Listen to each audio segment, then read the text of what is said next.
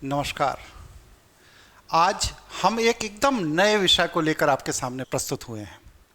हमारा जो विषय है उस विषय का आधार ये है कि क्या हम बीमार होते हैं या हमें बीमार किया जाता है। क्या हमारे आसपास का वातावरण व्यक्ति को स्वस्थ रख सकता है या आसपास के वातावरण में ऐसे वैचारिक आक्रमण किए जाते हैं जिन आक्रमण के प्रभाव में एक स्वस्थ व्यक्ति भी अपने आप को बीमार महसूस करता है। इस संदर्भ में हमारे पास एक ऐसे विद्वान व्यक्ति आए हैं हमारे संस्थान में, श्री प्रदीप दीक्षित जी। प्रदीप दीक्षित जी, हम आपका स्वागत करते हैं। नमस्कार।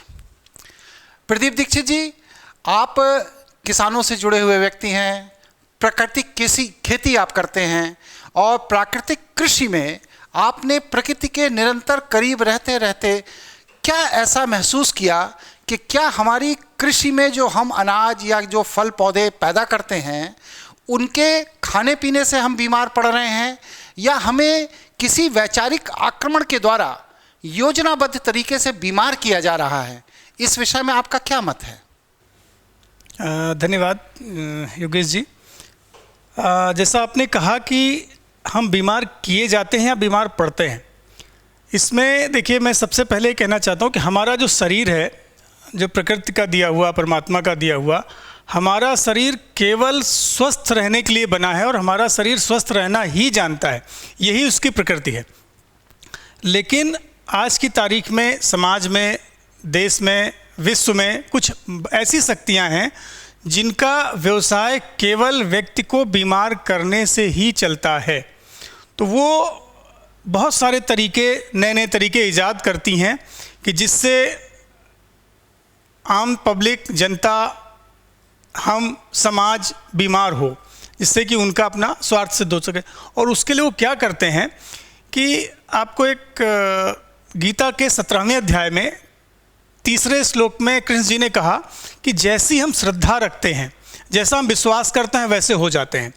और हमारे गुरुदेव भी कहा करते हैं कि हम वही बनते हैं जो हम सोचते हैं, और हम सोचते क्या हैं? जो हम देखते, पढ़ते और सुनते हैं। तो हमको दिखाया, पढ़ाया और सुनाया ऐसी चीज़ें जाती हैं जैसा वो हमको बनाना चाहते हैं। अगर वो हमको बीमार बनाना चाहते हैं जिससे कि उनकी स्वार्थ सिद्धि हो, तो वो वही चीज़ें हमको दिखाते हैं, वही पढ़ाते हैं और वही सुनाते हैं जिससे कि हम वैसे बनते चले जाएं।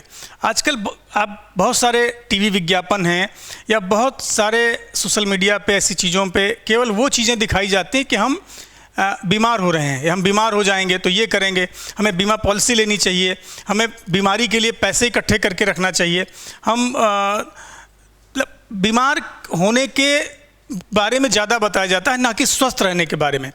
उसी तरीके से हम प्लान क्या करते हैं, हम अपने जीवन में प्लान करते हैं बीमारी के बारे में, अस्वस्थता के बारे में, कि हमारा एक्सीडेंट हो जाएगा तो हम क्या करेंगे, मेडिक्लेम ले लें, और हम बीमार हो जाएंगे तो क्या करेंगे, पैसे इकट्ठे करने चाहिए। हमें ये बताया ही नहीं जाता कि हम स्वस्थ कैसे रहें। आपका, मेरा मतलब आपका कहने का भाव जो मैं समझ पा रहा हूँ वो ये है कि कुछ लोग जो दवाई बनाकर बेचने का कार्य करते हैं वो क्या योजनाबद्ध तरीके से वैचारिक हमला करके हमको बीमार कर रहे हैं? आप ये कहना चाहते हैं? जी सर, बिल्कुल आपको यही कहना चाहता हूँ, क्योंकि आज की तारीख में आप देखिए जितनी स्वास्थ्य की सुविधाएं बढ़ती चली जा रही हैं, बीमारियां उतनी बढ़ती चली जा रही। बड़ी बड़ी मशीनें आती चली जा रही हैं कि हमारी बीमारियों को कैसे वो टेस्ट करें, शरीर को टेस्ट करें, और हमको जितनी सुविधाएं बढ़ रही हैं स्वास्थ्य के क्षेत्र में, उतनी ज़्यादा बीमारियां बढ़ती जा रही हैं। जिसे हम कोरोना कह रहे हैं, ये कोरोना तो जानलेवा है। इस पर प्रतिक्षण प्रतिदिन रिपोर्ट बनती है, शासन प्रशासन से लेकर के वो विश्व स्वास्थ्य संगठन तक इसकी रिपोर्टिंग कर रहा है।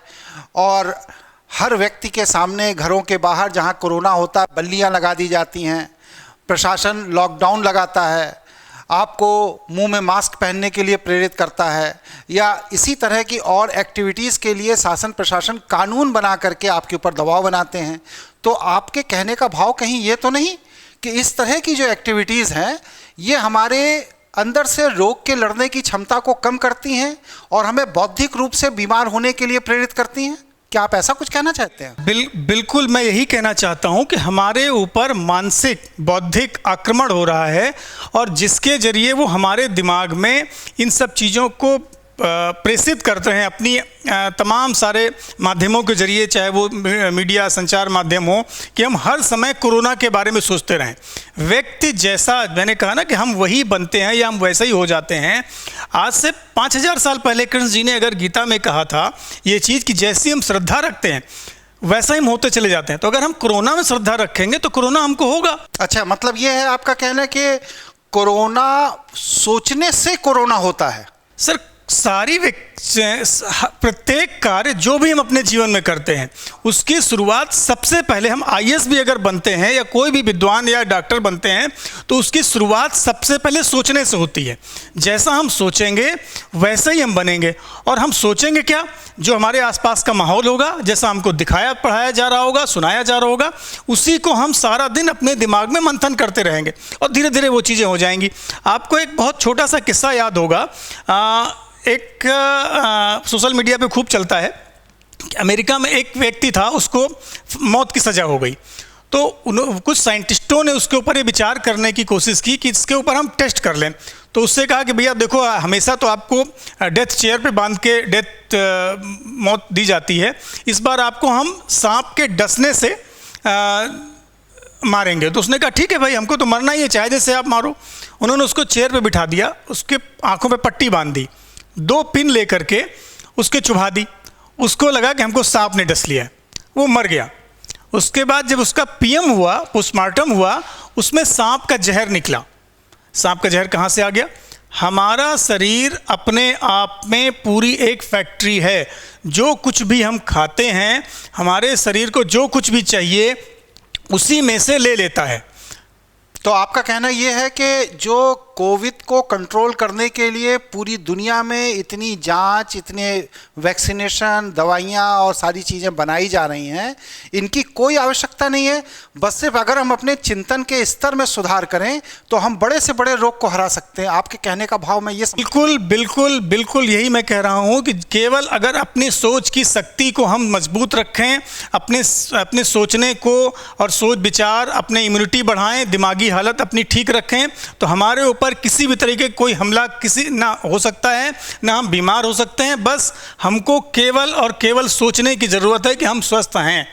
हम अगर बीमारी फील करेंगे, बीमारी के बारे में सोचेंगे तो बीमार होंगे। और इस पर खान पान का भी असर पड़ता है। खान पान का असर पड़ता है।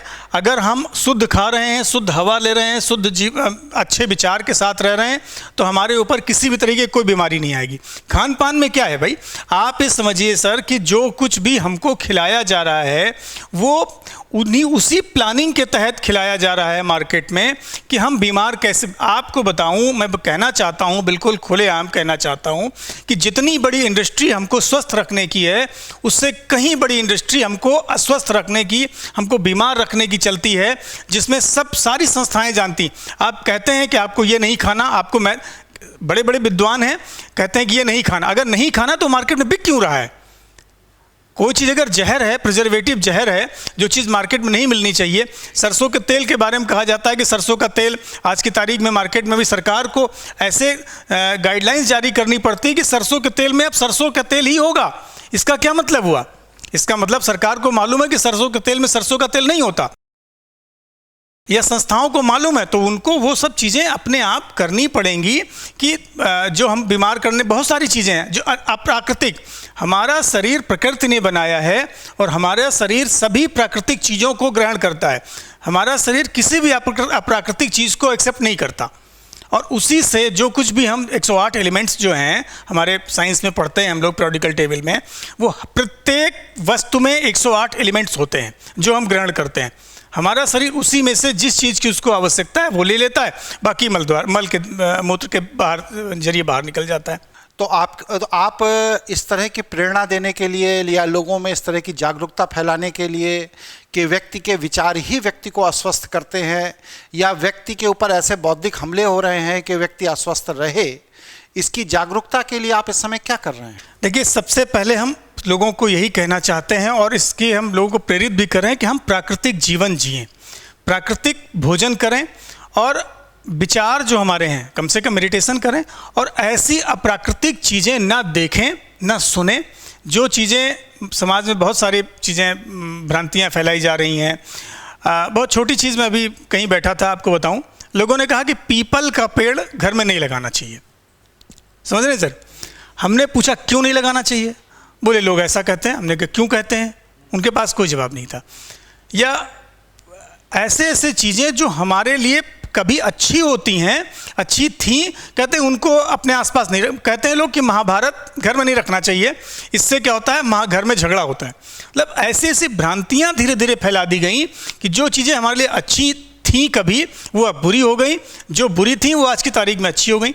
ऐसे ऐसे पौधे, ऐसे ऐसे प्लांट जो जंगली हैं, जो हमारे आसपास नहीं होने चाहिए थे, अब धीरे धीरे वो लगाए जाने लगे। जिन पौधों का कोई महत्व नहीं है, टॉक्सिक प्लांट्स हैं, अलिस्टोनिया और ये फाइकस और ये जो रंगीन पत्तों वाले लगते हैं क्रोटन, इन पत्तों का कोई यूज नहीं है। लोग कहते हैं कि ये अच्छे लगते हैं इसलिए घर में लगाते हैं। भैया अच्छे क्या लगते हैं? हमारा बरगद, तुलसी और पकड़िया, ये सब क्या खराब लगते हैं? तो हमारे ऊपर जो है कि बौद्धिक अटैक ही कह सकते हैं, हमला ये है कि बुरी चीज़ को अच्छी, अच्छी चीज़ को बुरी बता करके हमको ऐसे मायाजाल में फंसा दिया गया। और उसमें भी जो हमको भोजन दिए गए, जैसे आपको मालूम होगा अजीनोमोटो एक पदार्थ है आज की तारीख में प्रत्येक खान पान की चीज़ों में पड़ता है। उसका वो है टेस्ट इन्हेंसर, मतलब हमारे दिमाग को कंफ्यूज कर देता है कि क्या अच्छा है क्या बुरा। तो जब हम उसको खाते हैं तो हमारे शरीर के सारा सिस्टम कंफ्यूज हो जाता है, वो कुछ भी बुरी चीज़ खा लेगा।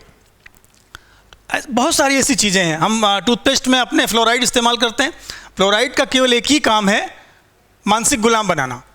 हमारी शुरुआत ही फ्लोराइड से होती है। फ्लोराइड अगर आप लेते हैं तो आपके सोचने समझने की क्षमता खत्म हो जाती है। फिर आपने टीवी में देखा कि ये फिल्मी कलाकार कह रहा है कि ये चीज़ अच्छी है, तो आप उसको अच्छी मान लेंगे। आप अपने दिमाग से कभी नहीं सोचते ये फ्लोराइड से प्रभावित होने की वजह से है कि ये सही कह रहा है या गलत कह रहा है। हमारी सारी तर्क शक्ति, सारी सोचने समझने की शक्तियाँ सब छीन हो गई हैं, जिसकी वजह से ऐसा। लेकिन अभी भी कुछ नहीं बिगड़ा है, हम बहुत अच्छे हैं, हमारा शरीर बहुत अच्छा है, समाज बहुत अच्छा है, बहुत अच्छे लोग भी हैं। हमें उनको देखना, समझना और फॉलो करना चाहिए, जिससे कि हम अच्छी अच्छी चीज़ें देखें, पढ़ें। बाकी हमारे हाथ में भी है, हम चाहें तो बहुत कुछ कर सकते हैं। प्राकृतिक जीवन हमारे लिए सबसे अहम। आज कोरोना का तो मैं नाम भी नहीं लेता हूँ, फिलहाल ये जो चल गया है बीमारी, इसने लोगों को ये सिखा दिया है कि सबसे ज़्यादा ज़रूरी अगर कुछ है तो वो जीवित रहना है। और जीवित हम तभी रह सकते हैं जब हम प्रकृति के साथ प्राकृतिक तरीके से रहेंगे। ठीक है प्रदीप जी, आप मेरे कार्यक्रम में आए, आपने अपना समय दिया, लोगों को दिशा दी, और समाज का जो मार्गदर्शन आप कर रहे हैं, इसके लिए समाज सदैव आपका ऋणी रहेगा। और मैं प्रदीप जी की तरफ से भी ये कहना चाहता हूँ कि मैं इनके इस विचार से पूरी तरह सहमत हूँ कि आज हम जो भी बीमारी ओढ़े हुए हैं, ज़बरदस्ती ओढ़ाई गई है, वह मेरे ऊपर वैचारिक हमले के द्वारा ओढ़ाई गई है। इसलिए मेरे ऊपर बौद्धिक आक्रमण करने वालों को पहचानिए, उनसे दूर रहिए और स्वस्थ रहिए। इसी शुभकामनाओं के साथ नमस्कार।